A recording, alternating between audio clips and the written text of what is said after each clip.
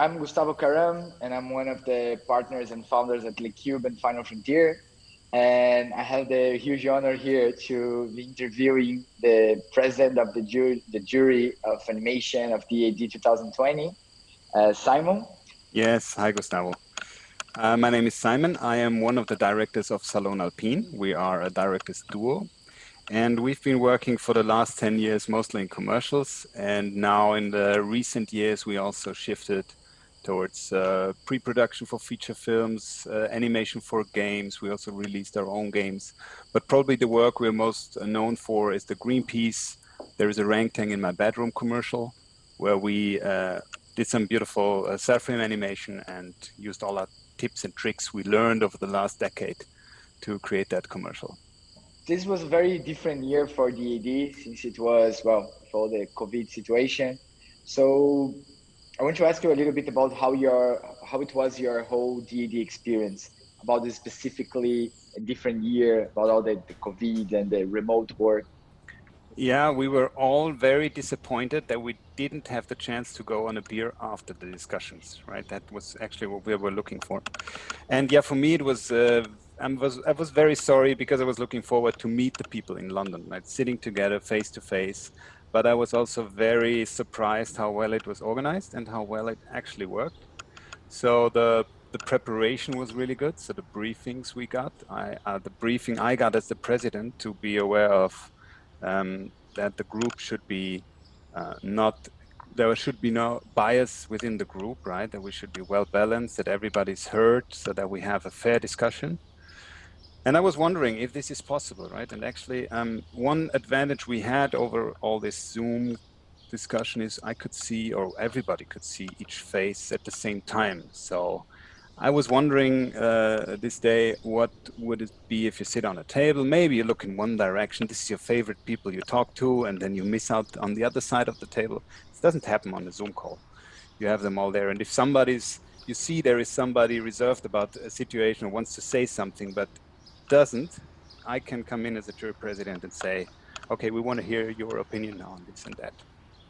So in that sense, it was working very well, and I felt also it was kind of more private, seeing everybody's home. Not everybody was at home, but like it was very private. Okay, so I wouldn't meet them in a neutral location. It would I would give my personal voice and opinion from my personal space. That was also interesting, actually. Yeah. And do you think that somehow this whole Zoom meetings and Zoom experience and remote calls, it's like a trend that it will stay even after the COVID? I think that would be something that probably will stay for festivals and something like that.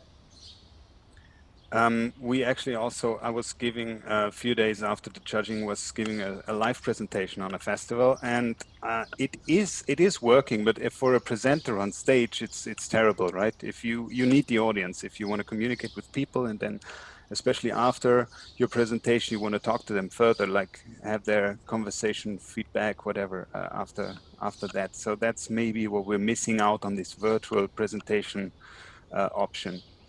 For sure, the communication accessibility sped up. I mean, for me, it was always clear. We use these tools all the time for the last 10 years. Whenever something was available, we switched the tools.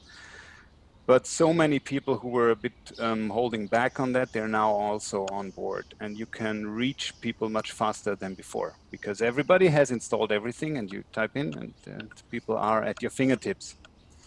So that's a good situation. And another outcome that maybe is also interesting for every artist is that since many productions had to be put on hold and studios shut down, people had to work from home, the production department also considered hiring freelancers and artists from completely different places. So I myself, I'm involved in productions now or in discussions that I wouldn't have access access to before that situation. But now, since it's like, okay, it doesn't matter, I don't have to go to the United States, I could work from here, since the situation is like that for everybody. And that, I think, could open some interesting doors for artists who are not willing or have no possibility to relocate, to just get access to great possibilities. Well, talking a little bit about the actually work that you saw this year, do you have like any, I don't know, themes that was bring to your attention or something, I don't know, specifically type of work that you think that shines a little bit more this year or that you saw more during the judging process?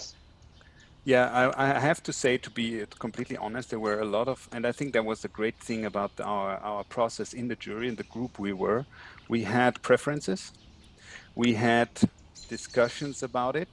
And I think for everybody in the group, sometimes the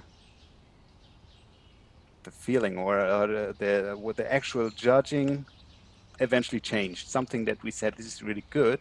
After some analysis, we felt it doesn't hold up to a real segmentation of it, right? Analyzing each and individual segment there. And others were more a personal first impression, like a gut feeling said, no, that's nothing that I would put up for discussion for a yellow pencil or a wood pencil or a graphite pencil. Suddenly was in debate. So that was very interesting. We just went back and forth. We discussed a lot, and we had also a nice balance in the jury. I felt from all the professional backgrounds. This was really good.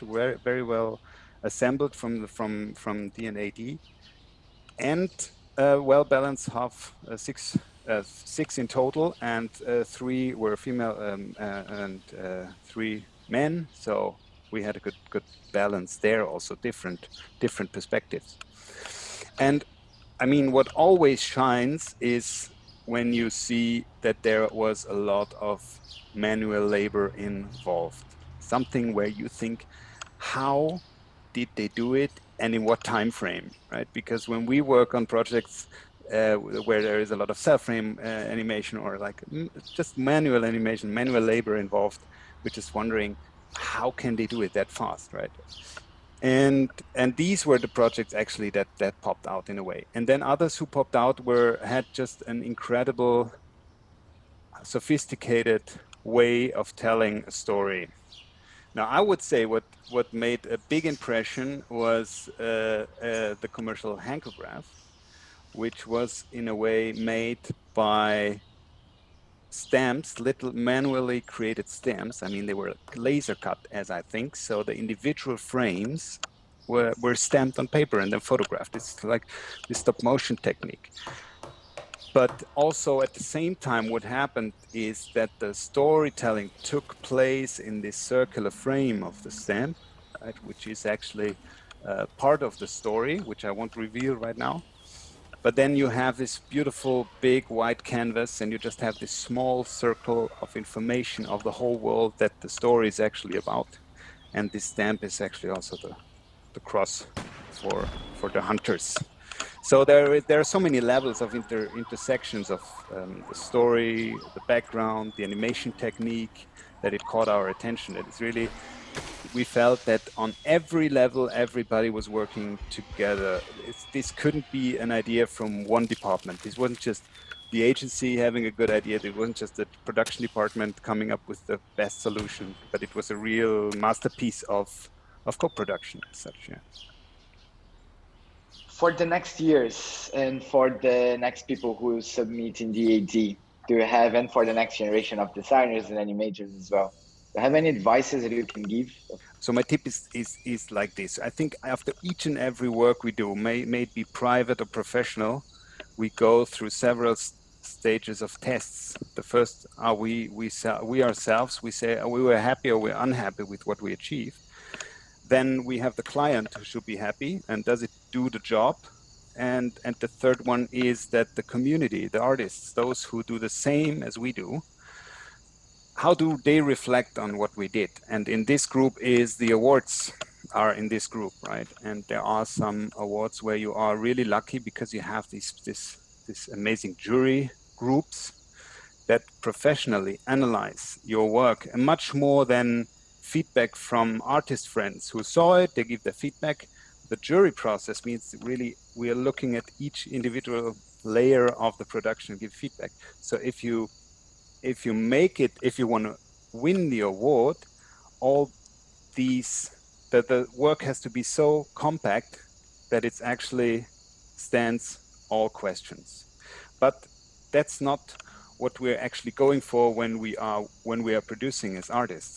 So I would just say, when your goal is the same, like you want to segment your work after you achieved it, after you did it, and you're happy with it, then you're going through the same process as the jury actually on an award. And so be happy with your work, try to get better with it, and eventually it will show up and win awards. What does it take to win a black pencil? And why do you think that a black pencil is different or differs from the rest of the creative work that you see? I would like to give you the formula for a black pencil, but I know for sure that it's the rare diamond, right? That is given out by D&AD. So whatever will be put up for discussion by the jury presidents, which we haven't done yet, so this discussion is still to be held. I'm really looking forward to see all the work from the different other categories, and then eventually put up one that we in the jury decided maybe we could put it into the discussion. But it is really tough as a jury member to decide that what is actually put into the discussion, because we could hold it back, but we could also put it in. And I think it just should just be groundbreaking in a sense. So in any of the layers, I don't think it has to be a work that is in all of its compactness a masterpiece, because I think they all are. But if there is something in there that is so groundbreaking that it's a must-see for everybody and it will have an influence on the industry, I think that's the black pencil. That's the black pencil winner. You can read everywhere, I think, that animation it's in a good moment, let's say, because you can do shootings anymore. It's very hard to do shootings, have a lot of limitations. Animation becomes kind of like a solution, right, for productions and for advertising productions. Do you think that we are in a good moment for animation, and do you think that next year we are going to have like an impact of amount of animations that we will see, and also the quality, or maybe even the budget that brands will be spending on this? I think it might be not ideal for animation that it's now like the placeholder. So we have also been asked to offer solutions for live action shots that couldn't be done anymore. And this needs a completely different build-up. So when we ask then the client to go back to the drawing board and say, okay, let's start with this from an animation perspective, and not just as an art form that's like a rotoscoping style on top of whatever the client wanted to see. This wasn't possible in our case, and I think that's something that might be problematic. So clients are looking for a quick solution. I understand that they have to have a solution, and there will be options to offer some animation, but I think that will be shining next year. What will be then though a result is that more work is put out there, and more work gives more freedom. Studios can scale up, right? More artists have work, more freelancers have work. And if they need some budget to fund some other work on the side, or films or whatever they are creating, it inspires their workflow, and then the good things come back to the commercial world. So eventually this will boost the animation industry for sure.